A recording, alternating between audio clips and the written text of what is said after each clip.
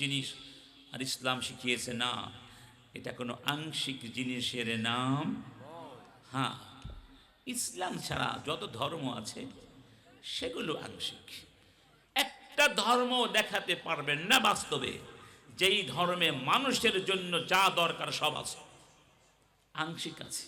কোথাও কিছুটা পারিবারিক আইন আছে, কোথাও বা কিছুই নাই, শুধু কিছু রিচুয়াল আনুষ্ঠানিকতা আছে, এর বাইরে কিছুই নাই। ঠিক না বে ঠিক? আবার কোথাও শুধুই আধ্যাত্মিক সাধনা, এর বাহিরে কিছু নাই।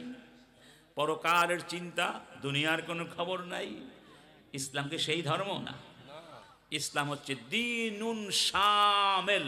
বলেন দ্বীনুন শামিলুন কামিলুন মানহাজুন শামিল। একটা পরিপূর্ণ কম্প্রিহেন্সিভ জীবন ব্যবস্থার নাম কি? ইসলাম। রব্বুল আলামিন বলছেন وَنَزَّلْنَا عَلَيْكَ الْقُرْآنَ تِبْيَانًا لِكُلِّ شَيْءٍ وَهُدًى وَرَحْمَةً وَبُشْرَى لِلْمُسْلِمِينَ। আমি কোরআনকে পরিপূর্ণ করে পাঠিয়েছি, সব কিছুর বিবরণ দিয়ে পাঠিয়েছি। সব কিছুর বিবরণ মানে হলো মৌলিক আইন। এর নাম কি? যেগুলোর ব্যাখ্যা দিয়েছেন মুহাম্মাদুর ওয়া আনজালনা ইলাইকা যিকরা লিতুবাইয়িনা লিন-নাসি মা নুযিলা ইলাইহিম। সুবহানাল্লাহ বলবেন না? অন্য আয়াতে বলা হচ্ছে তাবারাকাল্লাযী নাযালাল ফুরকানা আলা আবদিহি লিয়াকুনা লিল আলামিনা নাযীরা। হে রাসূল, আমি তোমার উপরে এমন একটি কিতাব নাজিল করেছি যেই কিতাব সমস্ত পৃথিবীর জন্য সতর্ক বার্তা। এই ইসলামের এই বৈশিষ্ট্যকে বলা হয় আশ-শুমুলিয়্যা। কি বলা হয়? কম্প্রিহেন্সিভনেস। এর কয়েকটা অর্থ খেয়াল করবেন। ইসলাম পরিপূর্ণ জীবন ব্যবস্থা। তার মানে হলো মানুষের জীবনের বহু দিক আছে না? আছে। যেমন ধরুন, মানুষ একটা পদার্থ। পদার্থ কাকে বলা হয়? যা স্থান এবং কাল দখল করে। এটা আমরা পড়েছি না? আচ্ছা, মানুষটা হলে পদার্থ। এটাও কি পদার্থ? মোবাইলটাও কি পদার্থ? মোবাইল আছে নাকি? নাই, আছে। এটাও কি? এখন যদি পদার্থ বিজ্ঞানীরা বলে যেহেতু মানুষ পদার্থ আর আমরা হলাম পদার্থ বিজ্ঞানী, অতএব মানুষের জীবনের যা কিছু প্রয়োজন, যত সমস্যা, সব সমাধান পদার্থ বিজ্ঞান দিয়ে দিব, আর কিছু প্রয়োজন নাই। মানা যাবে? মানুষ কি শুধু পদার্থ, নাকি তার মধ্যে প্রাণ আছে? তাই মানুষ প্রাণী বিজ্ঞানের আলোচ্য বিষয়। প্রাণী বিজ্ঞানের মুখ্য আলোচ্য বিষয়কে মানুষ। এখন প্রাণী বিজ্ঞানীরা যদি বলেন যেহেতু মানুষ প্রাণী, তাই প্রাণী বিজ্ঞান দিয়ে সব সমস্যার সমাধান করে দিব, মানা যাবে? তারা পারবেন করতে? কেন পারবেন না? কারণ মানুষের মধ্যে আবার একটা মন আছে। কি আছে? তাই মানুষ মনোবিজ্ঞানের আলোচ্য বিষয়। এখন মনোবিজ্ঞানীরা যদি বলেন সব সমস্যার সমাধান দিবে মনোবিজ্ঞান, হবে? কেন হবে না? কারণ মানুষের আবার অনেক চাহিদাও আছে। শিক্ষা, বস্ত্র, চিকিৎসা, বাসস্থান, আবাসন, নাকি লাগবে না এগুলো? তাই বলুন তো, মানুষ কিসের আলোচ্য বিষয়? অর্থনীতির। এখন অর্থনীতিবিদরা যদি বলেন ওকে, আমরা হলাম অর্থনীতিবিদ আর মানুষ অর্থবিজ্ঞানের মুখ্য আলোচ্য বিষয়, অতএব মানুষের সমস্ত সমস্যার সমাধান দিতে পারে অর্থবিজ্ঞান, মানি না। কারণ মানুষ শুধু অর্থই চায় না, মানুষ একা একা থাকতে পারে না, তাকে সমাজবদ্ধ জীবন যাপন করতে হয়। সে সামষ্টিক সত্তা হয়ে জন্ম নিয়েছে, তাই সে সমাজ বিজ্ঞান, পৌরবিজ্ঞান, রাষ্ট্রবিজ্ঞানের মুখ্য আলোচ্য বিষয়। তাই বলে কি রাষ্ট্রবিজ্ঞান বলবে আমি সমস্ত সমস্যার সমাধান দেব? না বাবাজি, কারণ মানুষের মধ্যে আবার একটা আকাঙ্ক্ষাও আছে, আমি যদি মরে যাই আমার পরবর্তী প্রজন্ম যেন টিকে থাকে। এই জন্য আল্লাহ তার মধ্যে যৌন বাসনা দিয়েছেন, সে যৌন বিজ্ঞানের বড় আলোচ্য বিষয়। এখন যৌন বিজ্ঞানীরা বলবে মাশাআল্লাহ, এবার আমাদের পালা, সব সমস্যার সমাধান দিয়ে দিব আমরা। পারবে? দেখেছেন, একটা একটা করে ধরলে মানুষের জীবনের যে কত দিক আছে, বিভাগ আছে, ক্ষেত্র আছে, মাজালাত আছে, সেক্টর আছে, আপনি শেষ করতে পারবেন? একজন মানুষ দেন পৃথিবীতে, একজন, বেশি না, যেই ব্যক্তি বলতে পারে আমি তার সব কিছু সমন্বয় করে একক বিধান দেব। পারবে না, ব্যক্তিও পারবে না, শ্রেণীও পারবে না। ঠিক না বে ঠিক? এখন ঠিক আছে, তাহলে কি করা যায়? অর্থবিজ্ঞানে মানব অ্যাডাম স্মিথকে, রাষ্ট্রবিজ্ঞানে মানব কাকে যেন, জন কেনেডি মনে করুন, অথবা শাইখাতু হাসিনাকে রাষ্ট্রবিজ্ঞানে মানলাম। কথা বুঝতে পেরেছেন? মনোবিজ্ঞানে মানলাম কাকে? বৈজ্ঞানিক, তাদের বিজ্ঞানী আর কি, ফ্রয়েডকে। এভাবে এক একটা ক্ষেত্রে আপনি এক একজনকে যদি মানেন, ভাই জীবন কয়টা? জীবন কয়টা? তাহলে মানবেন কয়জনের বিধান? আপনি বাঁচতে পারবেন? বাঁচতে পারবেন? আপনার কান যদি শুনে আমার কথা, ধরুন চোখ শুনলো ওনার কথা, হাত শুনলো আরেকজনের কথা, এরকম বহু মাত্রিক বিধান দিয়ে এই দেহটা চলবে? তাই দেহটা একক ব্যবস্থাপনায় চলে। কার? হাতের ফাংশন আলাদা হতে পারে, চোখের ফাংশন আলাদা হতে পারে, সবগুলো একটা বিধান, নিয়ম, সেন্ট্রাল আদেশ মেনে সিস্টেম ফলো করছে। এই দেহটা যেমন একটা অভিন্ন ব্যবস্থাপনা মেনে চলতে বাধ্য, এর ব্যতিক্রম হয়ে গেলে জীবনটা জাহান্নাম হয়ে যায়। ঠিক আপনার আমার বাস্তব জীবনও একজনের বিধান মানলে জীবনটা চলবে সঠিক গতিতে। এই গতি থেকে অন্য কারো বিধান যদি মেনেছেন, আপনার জীবন জাহান্নামে রূপান্তরিত হয়ে যাবে। প্রমাণ দেখতে চান? এখনো ভাই নির্বাচন হয় নাই, 1 বছরে কয়শো মারা গেছে? নিজেরা নিজেরা মারামারি করে কয়জন মরছে? 100 না 200? কত? প্রায় 200+ তারা এমনিতে মরে গেছে, মারামারি করে মেরে ফেলেছে। তারা আল্লাহর বিধান না মেনে মানুষের বানানো অমুক তমুক আদর্শ, অমুক আমার আদর্শ, তমুক আমার আদর্শ, এই সমস্ত আদর্শ তোমাদের শান্তি দিতে পারবে না, শান্তি দিতে পারবে না। ওরা যতবার, ধরুন এই যে আওয়ামী লীগ, যুবলীগ, ওরা যতবার জবান দিয়ে জয় বাংলা বলেছে, এর 1 লক্ষ ভাগের 1 ভাগ যদি আল্লাহকে ডাকতো সুবহানাল্লাহ সুবহানাল্লাহ, ওরা তো ওলি আল্লাহ হয়ে যেত ভাই। ঠিক না? ওরা এই আল্লাহর দেওয়া জবান দিয়ে যতবার আপা আপা আপা আপা আপা জিকির করে, এর 1 লক্ষ ভাগের 1 ভাগ আল্লাহর জিকির করলে ভাই কি হয়ে যেত? ওলি কি হয়ে যেত? আউলিয়া হয়ে যেত। দেখেছেন মানুষ কত বোকার বোকা। আপনি কাকে আদর্শ বানিয়েছেন? ওই ব্যক্তি কি আল্লাহর চেয়ে বেশি জানে? আল্লাহর চেয়ে বেশি জানে কে বলুন? এমন কেউ দুনিয়া আছে? আছে? আপনার মনস্তাত্ত্বিক, সমাজতাত্ত্বিক সব জ্ঞান কার কাছে? কার কাছে? আগামীকাল কি হবে কে জানেন? পরের দিন কি হবে কে জানেন? উদাহরণ দিই, মনে রাখবেন।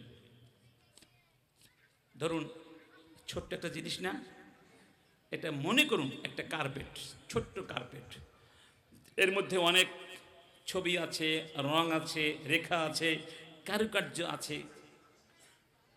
আচ্ছা, আপনি যখন এটা এখানে রাখবেন, উপর থেকে তাকাবেন, ছোট্ট, আপনার দৃষ্টির যে চৌহদ্দি, রেঞ্জ আছে, সীমারেখা আছে, এর মধ্যে এটা থাকবে না, এর বাইরে তো যাবে না, ঠিক না?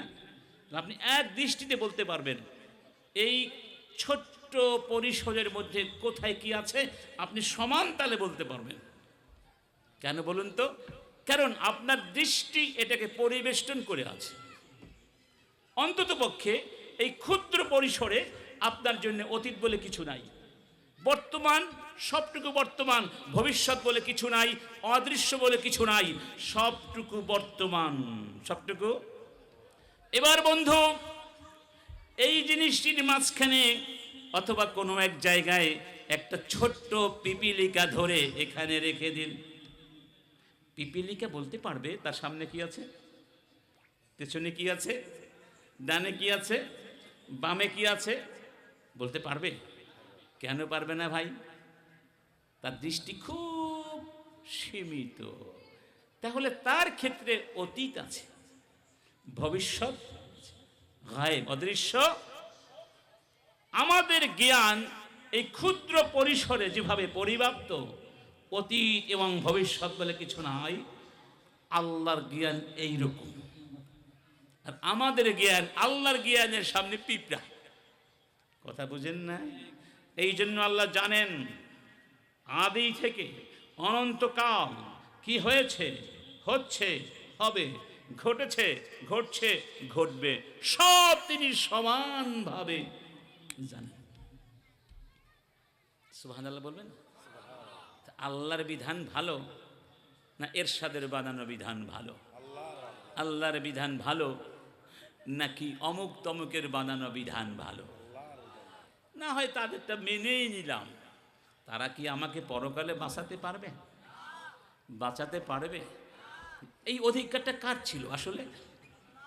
আল্লাহর অধিকার যখন কেউ কেড়ে নিতে চায়, তার মানে সে আল্লাহর জায়গায় নিজেকে বসায়। কার জায়গায়? রব্বুল আলামিনের জন্য বলছেন, আম লাহুম শুরাকাউ শারউ লাহুম মিনাদ-দীনি মা লাম ইয়াযাম বিহিল্লাহ। ওরা আমার শরীয়ত মানে না, নিজেরা শরীয়ত বানায়। আমি বললাম হিজাব করতে হবে, ওরা শরীয়ত বানিয়েছে ব্যক্তি স্বাধীনতা। আমি ইচ্ছা হলে পোশাক পরব, ইচ্ছা হলে পোশাক পরব না। আনতা মালাক, তোমার কি? আনতা মালাক, তোমার কি? ঠিক না? মানে ওরা আরেকটা শরীয়ত বানিয়েছে। আল্লাহ বললেন সুদ হারাম, আমরা বললাম সুদ হালাল, আরেকটা শরীয়ত বানিয়েছি। আল্লাহ বললেন চোরের হাত কেটে দাও, আমরা বললাম 3 মাস 2 মাস জেল জরিমানা কিংবা এমনিতে ছেড়ে দেওয়া। আল্লাহ বললেন জিনা হারাম, 100 বাচ্চা হাত দিয়ে দাও, পাথর মেরে হত্যা করে জমিন থেকে সরিয়ে দাও। সমাজকে শান্ত করতে হবে, পবিত্র করতে হবে। ওরা বলো না এগুলো বড় জুলুম, কি করা যায়? সমঝোতার মাধ্যমে কিছু হলেই, কোনো আইন নাই, কানুন নাই, ওরা দুইজনে ব্যক্তি স্বাধীনতার চর্চা করেছে, নাউজুবিল্লাহ। তাহলে ওরা নিজেদের কার জায়গায় বসালো বলুন? কার জায়গায় বসিয়েছে? ওয়ালা তাকুলু লিমা তাসিফু আলসিনাতুকুমুল কাযিবা হাযা হালালুন ওয়া হাযা হারাম। মন চাইলো আর বলে দিলে এটা হালাল, এটা হারাম, খবরদার, খবরদার, এটা বলো না। ইন্নাল্লাযীনা ইফতারুনাল কাযিবা আলাল্লাহ, ইন্নাল্লাযীনা ইফতারুনা আলাল্লাহি কাযিবা লা ইফলিহুন, তারা কোনোদিন সফল হবে। এক বেদুইন কাফের সালমান ফারসিকে বললেন, ইন্না নাবিয়্যাকুম ইউআল্লিমুকুম কুল্লা শাই হাত্তাল খরাআ। সালমান, তোমাদের নবী কেমন নবী? সব কিছুই শিখিয়ে দেয়। কিভাবে প্রস্রাব করতে হবে, কিভাবে পায়খানা করতে হবে, কিভাবে বাথরুম করতে হবে, সেটাও শিখায়। এটা কোনো দিন হলো? কি মানে সে বলেছে নেগেটিভ হচ্ছে, ছোট করার জন্য। সালমান বলেন আজল, অবশ্যই আমাদের নবী শিখিয়েছেন যেন আমরা কিবলামুখী হয়ে প্রস্রাব পায়খানা না করি। সালমান বললেন হ্যাঁ, এটাই তো আমাদের ধর্ম, এটাই তো আমাদের মাহাত্ম্য, এটাই তো আমাদের ধর্মের বিশালত্ব, এটাই তো আমাদের ধর্মের পরিপূর্ণতা, এটাই তো আমাদের ধর্মের সত্যতা। সুবহানাল্লাহ, এখানে সবই আছে। আপনার বাথরুমের বিধানও আছে, কাপড় পরার বিধান আছে, উপার্জন করার বিধান আছে, ব্যবসা করার বিধান আছে, বিয়ে করার বিধান আছে, তালাক দেওয়ার বিধান আছে, সন্তান লালন পালন করবার বিধান আছে, লেখাপড়া জ্ঞান অর্জন করার বিধান আছে নাকি নাই? তাহলে রাজনীতি কেন থাকবে না? এইগুলো সব ঠিক আছে, রাজনীতির কাছে গেলেই তাদের মাথায় আগুন জ্বলে, বলে এই তো ধর্ম ব্যবসা শুরু হয়ে গেছে। যারা ধর্ম দিয়ে কোরআন দিয়ে রাষ্ট্র করতে চায় তারা ব্যবসায়ী, নাকি যারা সারা জীবন নামাজ পড়ে না নির্বাচন আসলে মাথায় টুপি লাগায় তারা ব্যবসায়ী? কথা ঠিক না বেঠিক? যারা কোরআন দিয়ে রাষ্ট্র করতে চায় না তারা শয়তানের চেলা, তারা ফেরাউনের প্রেতাত্মা, তারা নমরুদের প্রতিচ্ছবি। কারণ নমরুদের সঙ্গে মূসার যুদ্ধ হয়েছে, ইব্রাহিমের যুদ্ধ হয়েছে, বা শত্রুতা ছিল। নমরুদ তার নমরুদি দিয়ে রাষ্ট্র চালিয়েছিল, ইব্রাহিম একাত্মবাদের ভিত্তিতে জীবন করার আহ্বান জানিয়েছিল। ফেরাউনের সঙ্গে মূসা নবীর যুদ্ধ হয়েছে। ফেরাউন তার নিজের বানানো আইন দিয়ে রাষ্ট্র চালাতে চেয়েছিল আর দাবি করেছিল, ইয়া কাওমি আলাইসা লি মুলকা মিসর আলাইসা লি মুলকু মিসর وهذه الأنهار تجري من تحتي أفلا تبصرون أم أنا خير من هذا الذي هو مهين ولا يكاد يبين। আরে আমি হলাম ফেরাউন, আমার কথাই কথা। মূসা তো ভালো করে কথাও বলতে পারে না। মূসা কি চায় জানো? দারুনি আক্তুল মূসা, আমাকে বাধা দিও না, আমি মূসাকে মেরে ফেলবো। ইন্নী আখাফু আন ইউবাদদিলা দীনাকুম আও আন ইউযহিরা ফিল আরদিল ফাসাদ। আমার ভয় হচ্ছে মূসা জমিনে ফাসাদ সৃষ্টি করবে, মূসা জমিনে জঙ্গিবাদ তৈরি করছে, মূসা জমিনে যাজাকাত তৈরি করছে, মূসা তোমাদের ধর্ম শেষ করে দিবে, মূসা জমিনে অশান্তি সৃষ্টি করছে, আমাকে বাধা দিও না, আমি মূসাকে খতম করে দেব। মূসা নবীকে বানিয়েছে মুফসিদ। আসলে মুফসিদ ছিল কে? মুফসিদ ছিল কে? এই জন্য যুগে যুগে ফেসিবাদীরা, খোদাদ্রোহীরা, বামপন্থীরা, মূর্তি পূজারী, অর্থাৎ মুসলমানদের মধ্যে যারা মূর্তি পূজারী আছে, মুসলমান নামধারী, ঠিক না বেঠি, এরা মুসলমানদেরকে বলে তারা ফাসাদ সৃষ্টি করছে, মব সৃষ্টি করছে। অথচ এই মব সৃষ্টি করার জন্য বাধ্য করেছে কারা? এক বাউল, দেখেন তারা কিভাবে আপনার ইমান খায়। বাউল গান গাচ্ছে মঞ্চে বসে, জামার সামনে একটা মহিলা আসলো বোরকা পরা। বললাম তুমি বোরকা দিয়ে নিজেকে ঢেকে রেখেছ? শয়তান নিজেকে আড়াল করে রাখে, কেউ তাকে দেখে না। তুমিও বোরকা পরে সকলের চক্ষু থেকে নিজেকে আড়াল করে নিয়েছো, তাহলে তুমি কি শয়তান? তাকে বোরকাকে বানালো শয়তানি, আর ওই মহিলাকে বানালো শয়তান। ইন্নালিল্লাহ বললেন না? চিন্তা করেছেন কত সূক্ষ্মভাবে ইসলামের অকাট্য বিধান নিয়ে বাউলরা টিটকারি করে, মস্কারি করে। আরে কপাল পোড়া শয়তান, তোমার কথা না হয় মেনে নিলাম, তাহলে ফেরেশতা নাই? ফেরেশতা নাই? তাদের দেখা যায়, তাদের দেখা যায়। তুমি বলতে পারো না ফেরেশতারা যেভাবে দেখা যায় না তাদেরকে, তুমি বোরকা পরে ওই ফেরেশতাদের চরিত্র ধারণ করেছো, এটা বলা যায় না? যাই হোক, ওরা আসলে উচ্ছা হলো ঘুরিয়ে পেঁচিয়ে ইসলামকে অস্বীকার করা, কোরআনকে অস্বীকার করা। এই তাওহীদের জমিনে বাউলদের শিরিক বিদআত, খোদাদ্রোহিতাকে আর মেনে নেওয়া হবে না। মুসলমান জেগে উঠো, নিস্তেজ হওয়া যাবে না। ওরা নতুন ষড়যন্ত্রে জাল পেতেছে, ঠিক না বেঠি? এবং যারা ইসলামের রাজনীতির বিরুদ্ধে কথা বলে, এর এক একজন ফিরআউন, এক একজন নমরুদ, তাদেরকে আমরা বলবো তাওবা করো, যে মুসলমান হয়ে থাকো, কোরআনের বিরুদ্ধে একটি কথা বলবে না। ওরা জামাতের বিরুদ্ধচারণ করতে গিয়ে সরাসরি ইসলামকে আঘাত করে ওদের ঈমান ধ্বংস করে দিয়েছে, ঠিক না বেঠি? চোরের হাত কাটতে কে বলেছেন? এটা কি আপনি রাষ্ট্র ছাড়া পারবেন? জিনার শাস্তি কে দিয়েছেন? রাষ্ট্র ছাড়া পারবেন? ন্যায় বিচার প্রতিষ্ঠা করতে কে বলেছেন? রাষ্ট্র ছাড়া পারবেন? তো রাষ্ট্রের কথা যদি আল্লাহ নাও বলে থাকেন, রাষ্ট্র তৈরি করো, তো এই আদেশগুলো করা মানে কি? ধরে নিলাম রাষ্ট্র ছাড়া কি হবে? অজু ছাড়া নামাজ হবে? তো নামাজ পড়া কি? নামাজ পড়া কি? অজু করা কি? অজু ছাড়া যেহেতু নামাজ হয় না, আর নামাজ পড়া ফরজ, তাহলে অজু করাও কি? আল্লাহর বিধান বাস্তবায়িত করতে হলে। আচ্ছা, এত বড় কোরআনের মধ্যে নামাজের কথা, রোজার কথা, আর কোনো কথা নাই না? নামাজ, রোজা, হজ, যাকাত, আর কোনো কথা নাই তো নাকি? সেগুলো কি কথা? সেগুলো কি? সেগুলো আপনার মুআমালাত, সেগুলো আপনার গোটা জীবন, গোটা জীবন সেখানে আছে। এই জন্য আল্লাহ এভাবে আমাদের শিখিয়ে দিয়েছেন। বলো, কুল ইন্না সলাতি ওয়া নুসুকি ওয়া মাহইয়ায়া ওয়া মামাতি লিল্লাহি রাব্বিল আলামিন। বলো, আমার নামাজ, আমার কুরবানি, এক কথায় সংক্ষেপে আমার জীবন, আমার মরণ, আমার সব কিছু রব্বুল আলামিনের জন্য আমি নিবেদন করে দিলাম। এই জীবন কাকে দিয়েছেন? মরণ কাকে দিয়েছেন? সেই জীবনের কিছুই তাহলে ইসলাম থেকে বের করা যাবে? যাবে? সবাই পড়ি লা ইলাহা ইল্লাল্লাহ।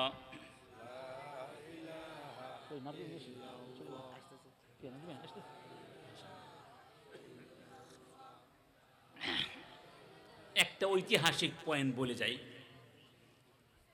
এই যে কনসেপ্ট, রাষ্ট্র আর ধর্মের মধ্যে বিভেদ, প্রাচীর তৈরি করার কনসেপ্ট, এটা কারা দিয়েছে জানেন? আধুনিক যুগে খ্রিস্টানরা। কারা দিয়েছে? কিভাবে? কোরআনের অবতারণা শুরু হলো 7ম শতাব্দীতে। কোন শতাব্দীতে? 7ম শতাব্দীতে। আমাদের আজকের প্রধান আলোচক ইনশাআল্লাহ কিছুক্ষণের মধ্যে এসে যাবেন ইনশাআল্লাহ। আমি আর বেশি বিরক্ত করব না আপনাদেরকে, এই ঐতিহাসিক তথ্যটা বলেই চলে যাব। কোরআনের প্রথম বাণী কি ছিল? ইকরা, পড়ো।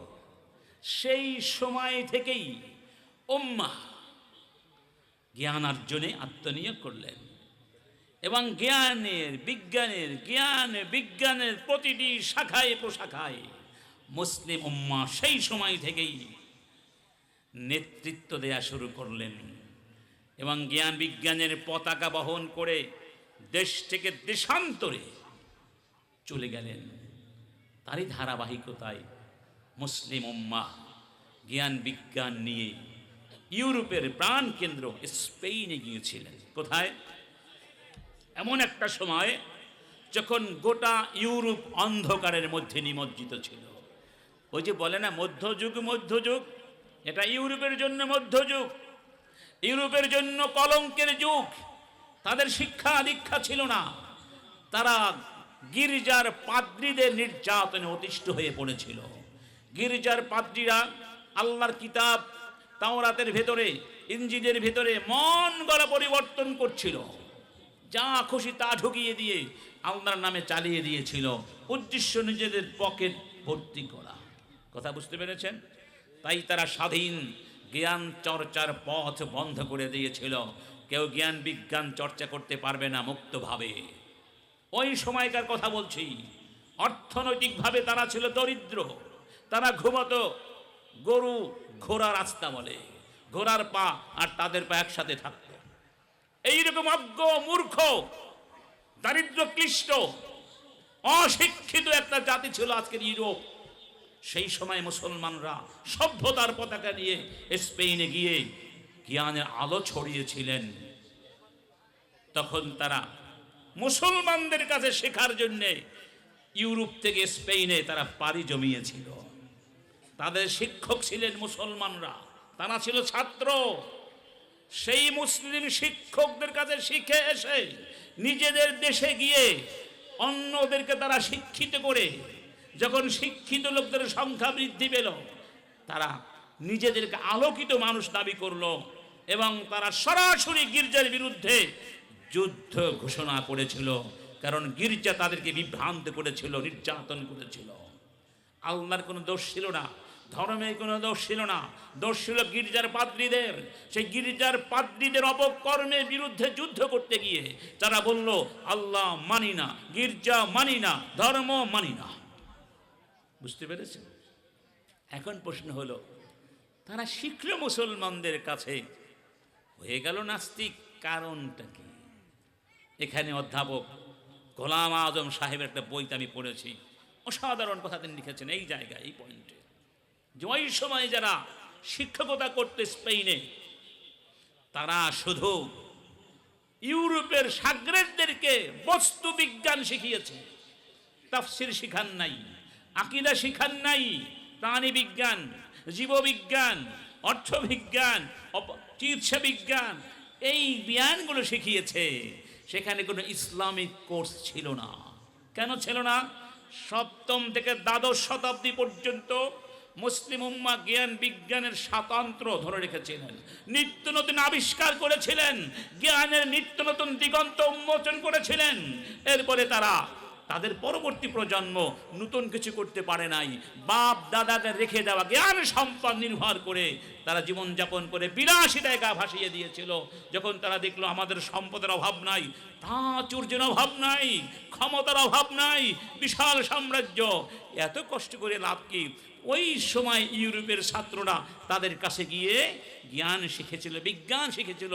যখন মুসলিমরা কোরআন সুন্নাহ থেকে, ঈমান আকীদা থেকে সরে গিয়ে শুধু বস্তু বিজ্ঞানের মধ্যে আত্মনিয়োগ করেছিল, নতুনত্ব আনতে পারে নাই, বাপ দাদাদের কিছু জ্ঞান তারা অবলম্বন করে জীবন ধারণ করত। আমাদের দেশে কিছু ধনী মানুষ থাকে না, তাদের কিছু অকর্মণ্য ছেলেও থাকে, হতে পারে না? যেহেতু বাবার অনেক সম্পদ, সে লেখাপড়া করে নাই, বাবা চলে গেছে, যোগ্যতা নাই, এখন বাবার সম্পদ বিক্রয় করে আর খায়, বিক্রয় করে আর খায়। এদেরকে আমাদের মাদারীপুরে বলা হয় বাদাইম্মা। আপনাদের কি বলে? একই কথা, মাশাআল্লাহ। ওই বাদাইম্মা মার্কা মুসলমান শিক্ষক শুধু বস্তু বিজ্ঞান শিখিয়েছিল ইউরোপের ছাত্রদেরকে। এই জন্য ইউরোপে রেনেসা হয়েছে, বস্তুতান্ত্রিক রেনেসা, নাস্তিকবাদী রেনেসা, ধর্ম বিরোধী রেনেসা। সেই দিন আমাদের শিক্ষকরা যদি ইউরোপের ছাত্রদেরকে কোরআন শিক্ষা দিত, হাদিস শিক্ষা দিত, ঈমান শিক্ষা দিত, ইউরোপ হতো আজকে মুসলমান ইউরোপ। আচ্ছা, ইউরোপে গেল, ওরা গিয়ে গির্জার বিরুদ্ধে যুদ্ধ করলো। কয় বছর জানেন? 2 থেকে 250 বছর। পঞ্চদশ শতাব্দী থেকে যুদ্ধ শুরু হয়েছে, 2 থেকে 250 বছর খ্রিস্টানরা যুদ্ধ করেছে। একদল শিক্ষিত, আরেক দল গির্জার পাদ্রী এবং তাদের মূর্খ অনুসারীরা, ওই আবুল্লা বাউল্যেরা।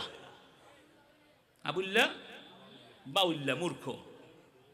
2 দল যুদ্ধ করতে করতে ক্লান্ত হয়ে গেছে।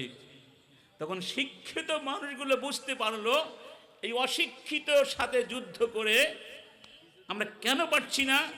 কারণ ওদের একটা ধর্ম বিশ্বাস আছে, ওই বিশ্বাসটা নিয়ে ওরা যুদ্ধ করে, আর বিশ্বাসকে হত্যা করা যায় না, তাই আমরা পেরে উঠছি না। আবার ওই বাউলরা মনে করলো, অশিক্ষিতরা, গির্জার পাদ্রীরা, যে আমরা পারবো না। ওরা হলো শিক্ষিত মানুষ। 2 পক্ষে আস্তে আস্তে ঠান্ডা একটু শীতল হয়ে আসছে, একটু সমঝোতার কাছাকাছি চিন্তা করছে। তখন মার্টিন লুথার এসে বললেন, এসো আমরা সন্ধি করি, চুক্তি করি। কি চুক্তি? চুক্তিটা হলো, এখন থেকে আর যুদ্ধ হবে না, আমরা যুদ্ধ বন্ধ করে দিব, শিক্ষিত মানুষেরা রাষ্ট্র পরিচালনা করবে, আর পাদ্রীরা তাদের অন্ধ ভক্তদেরকে নিয়ে গির্জার দেয়ালের মধ্যে যা খুশি তা করুক, ওটা ওদের জগৎ। তার মানে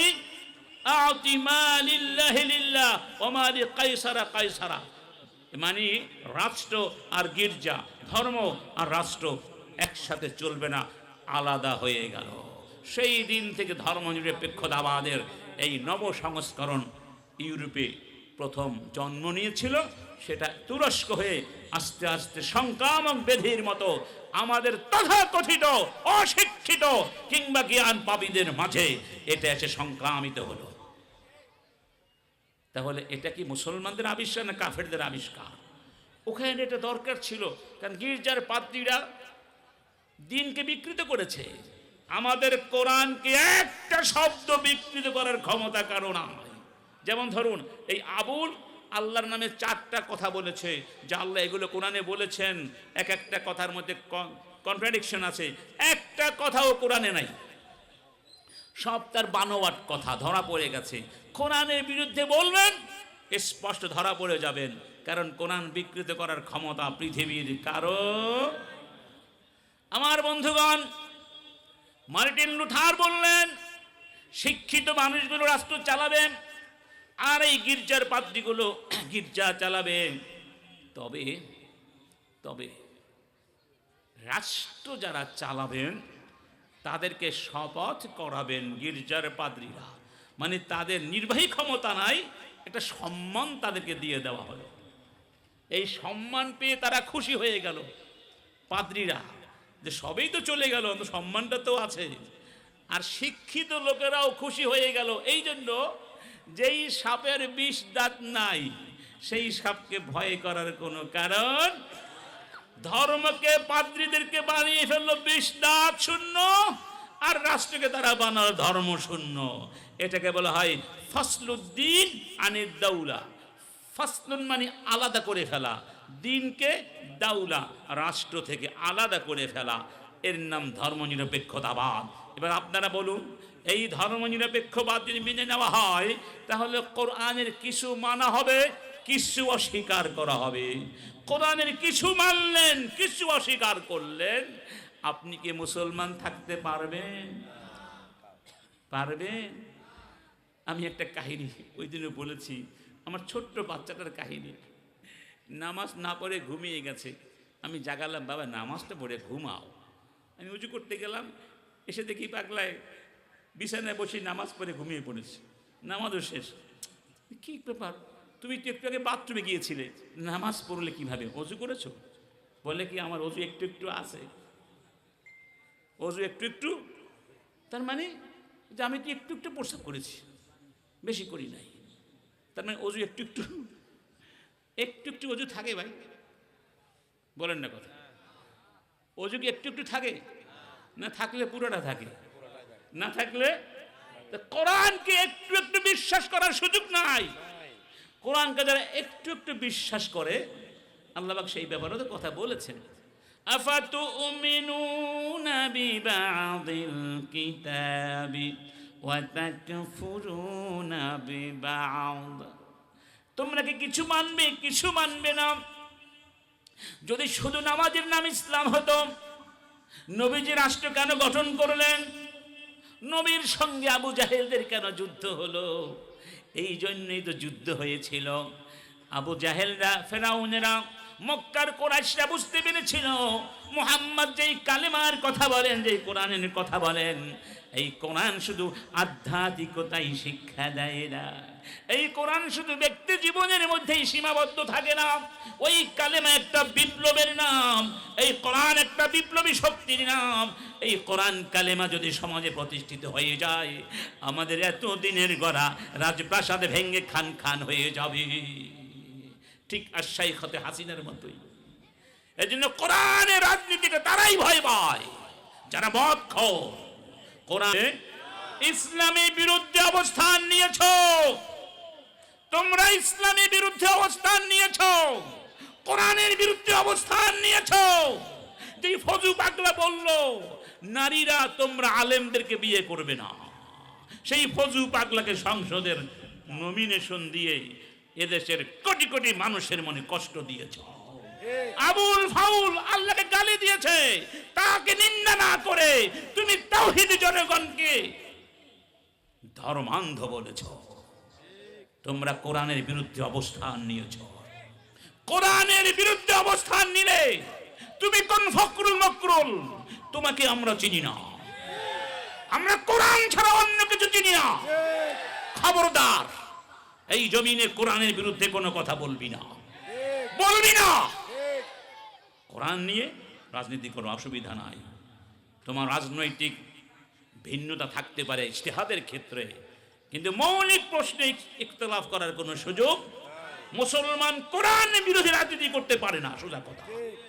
এতদিন আপনারা বোকা ছিলেন, আমরা বোকা ছিলাম, বুঝি নাই, ভেবেছিলাম রাজনীতি এর সাথে ইসলামের কোনো সম্পর্ক নাই। এই বিশ্বাস, এটা হলো আল্লাহর আইন প্রণয়নের ক্ষেত্রে অন্যকে শরীক বানানো, এটা শিরিক। এটা কি প্রমাণ চান? দিব, দিব প্রমাণ দিব, মনে থাকবে তো? আল্লাহ নিজে বলছেন,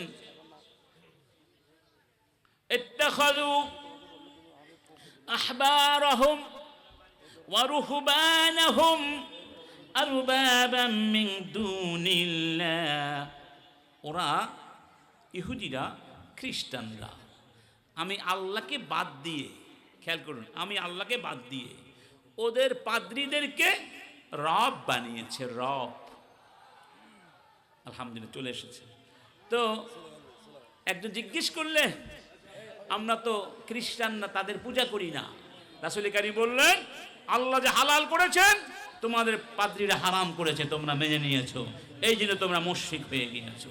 যাই হোক, আলহামদুলিল্লাহ, হ্যাঁ খানা আমিন, আলহামদুলিল্লাহ। হ্যাঁ, আমাদের আজকে বিশেষ অতিথি জনাব মাওলানা কামাল উদ্দিন, আমির সাতকানিয়া উপজেলা, বাংলাদেশ জামায়াত ইসলামী। আমরা তাকে সাদর সম্ভাষণ জানাই। আহলান ওয়া সাহলান মারহাবান বিকা। নারায়ে তাকবীর, নারায়ে তাকবীর, কাব্বিরু লিল্লাহ, আল্লাহু আকবার। দেখুন এর মধ্যে কত সওয়াব, সুবহানাল্লাহ। তাকবীর দাও, কার আদেশ? কাব্বিরহু তাকবীর, আল্লাহকে তাকবীর জানাও। আহলান ওয়া সাহলান মারহাবান বিক। ভাই তাড়াতাড়ি আমরা দেরি কেন?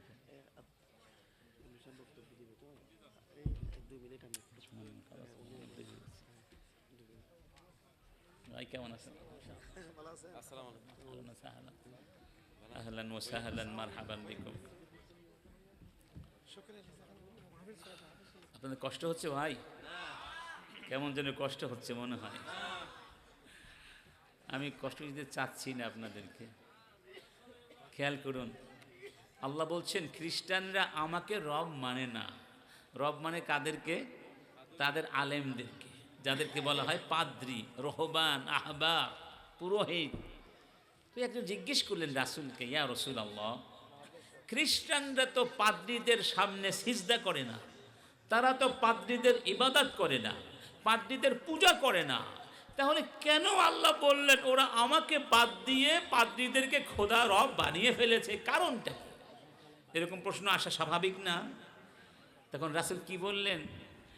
আল্লাহ তাওরাত ইনজিলের ভেতরে যেই জিনিসগুলোকে হারাম, নিষিদ্ধ ঘোষণা করেছিলেন, তোমাদের পাদ্রীরা সেগুলোকে বৈধ বলেছে। আবার যেগুলো আল্লাহ হালাল বানিয়েছিলেন ওরা সেগুলোকে হারাম বানিয়ে দিয়েছে।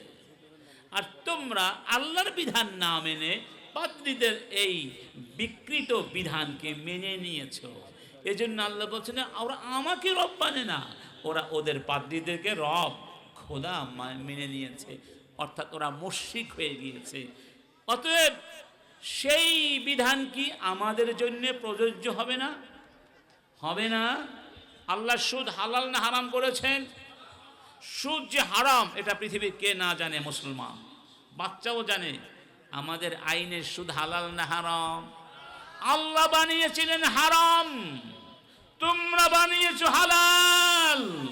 এটা বড় মুসিবত ভাই, বড় মুসিবত। কেন মুসিবত? আপনি বিশ্বাস করছেন সুদ হারাম, কিন্তু আপনি সুদী ব্যাংকে কাজ করছেন। আপনার বিশ্বাস এক জগতে, আপনার বাস্তব জীবন আর এক জগতে।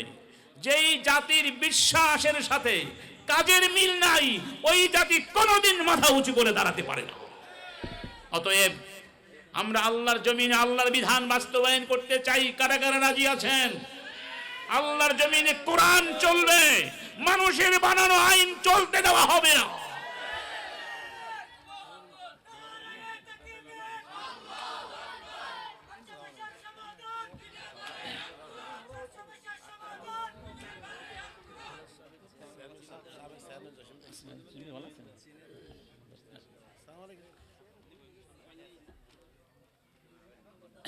আমার বন্ধুগণ, তাহলে আল্লাহর জমিনে কোরআন সবাই চান।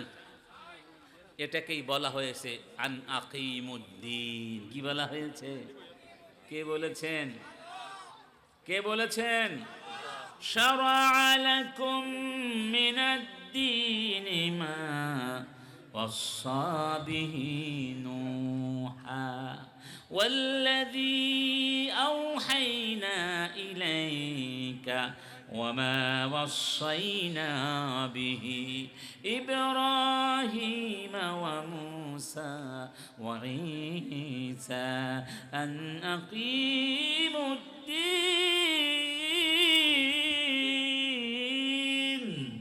ولا تتفرقوا فيه كبر على المشركين ما تدعوهم إليه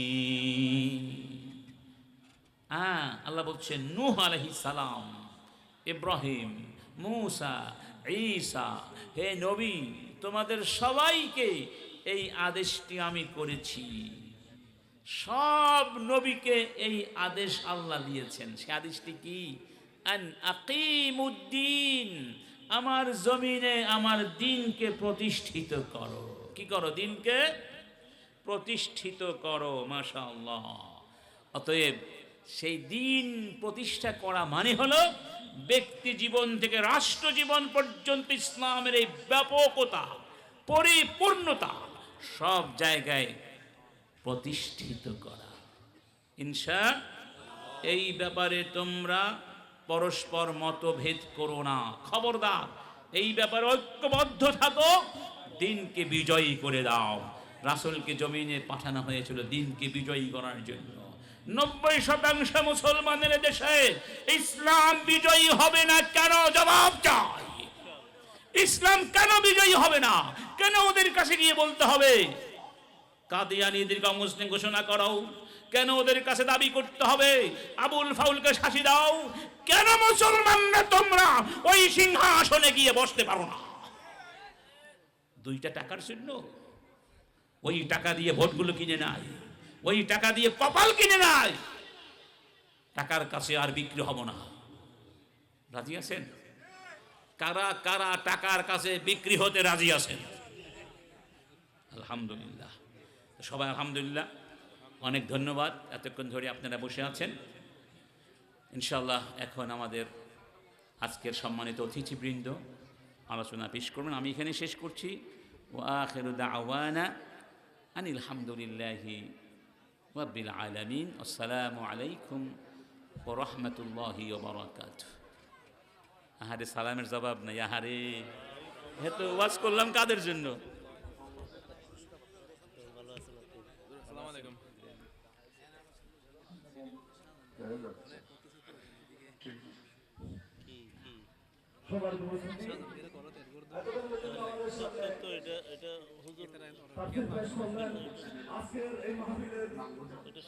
আসলে মদ খাওয়া যাবে না। গিয়ে দেখুন সব মদ খোর, হয় মদ খোর অথবা ঘুষখোর অথবা চোর, আর কিছু না হলে চাঁদাবাজ।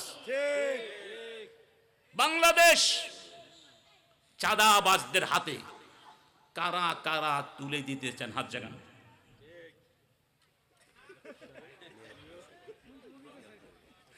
ভাই খেয়াল করেন, এজন্য খেয়াল না করে কিছু করা যাবে? দেখেন জনগণ কত সচেতন। মাশাআল্লাহ। এই সচেতন জনগণকে চাঁদাবাজরা ঠকাতে পারবে না ইনশাআল্লাহ। আর শাইখ হাসিনাই পারে নাই, তোমরাও পারবে।